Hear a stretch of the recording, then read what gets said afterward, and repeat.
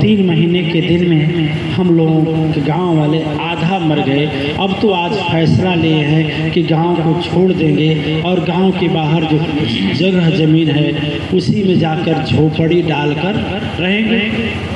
सद्गुरु का हृदय कोमल होता है, निर्मल होता है, दयालुता से भरा होता है।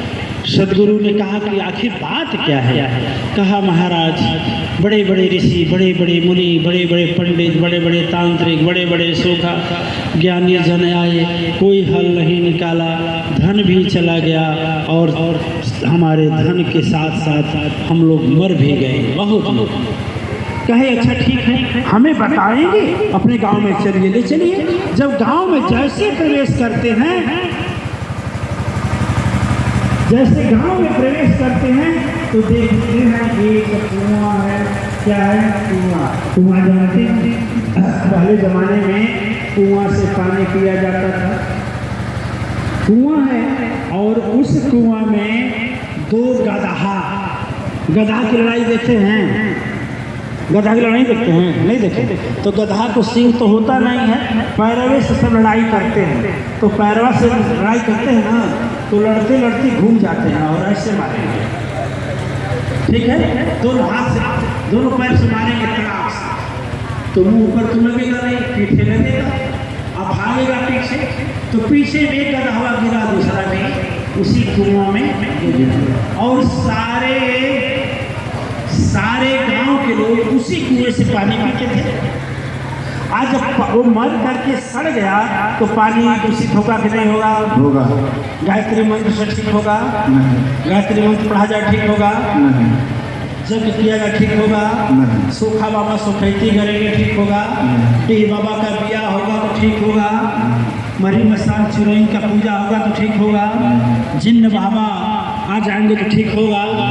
रामायण पढ़कर पूरा किया जाए ठीक होगा? नमाज अता किया जाए ठीक होगा? सदगुरु ने कहा कि अबे गधा मूर्ख, इतना पैसा जरूरत खर्च कर रहे कि क्या है? तुम लोग जाओ घर भर, एक घर से 2-2 किलो नमक और 2-2 किलो फिटकरी लाओ, ठीक है? गांव भर ला दिया कि भैया महाराज जी पैसे की बात नहीं कर रहे हैं, चलो इनका भी मान लिया जाए। गांव वालों से जो नौजवान बचे थे उन लोगों से कहा कि फावड़ा से कम 5 फीट नीचे जमीन खोदो। 5 फीट नीचे जमीन खोदा गया। इतना बदबू कर रहे थे कि सभी लोग अपना नाक और मुंह बांधे और दोनों गधा को निकाल करके उसी गड्ढे, किस गड्ढे में जो बगल में खोदा गया था उसमें डाल दी। एक घर से 2-2 किलो नमक आया था, गधे के ऊपर नमक डाल दिया गया और फिर इसको पाट दिया गया। और 2-2 किलो फिटकरी जो थी, फिटकरी एंटीबायोटिक होती है, एक घर से 2-2 किलो आया था तो कई कुंटल हो गया था, उस कुएं में डाल दिया गया। और गुरुजी बोले 21 दिन तक कोई पानी नहीं पिएगा। 21 दिन तक कोई पानी नहीं पिएगा। जब गधा मर करके उसमें दफन हो गया, नमक दे दिया गया, तो जो प्रदूषित हवा था वो बंद हो गई। तो लोगों की बीमारी तो तुरंत ठीक नहीं हुई, लेकिन बीमारी ज़्यादा बढ़ने की गति रुक गई।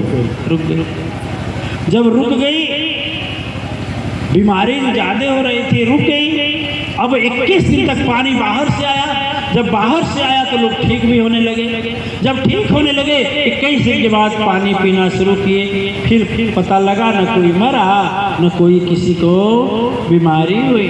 तो बाबा जी लोग हर बात में कहेंगे माला जपो, राम राम बोलो। अरे राम राम बोलना ठीक है, लेकिन वो भी दशा और दिशा सही होना चाहिए ना।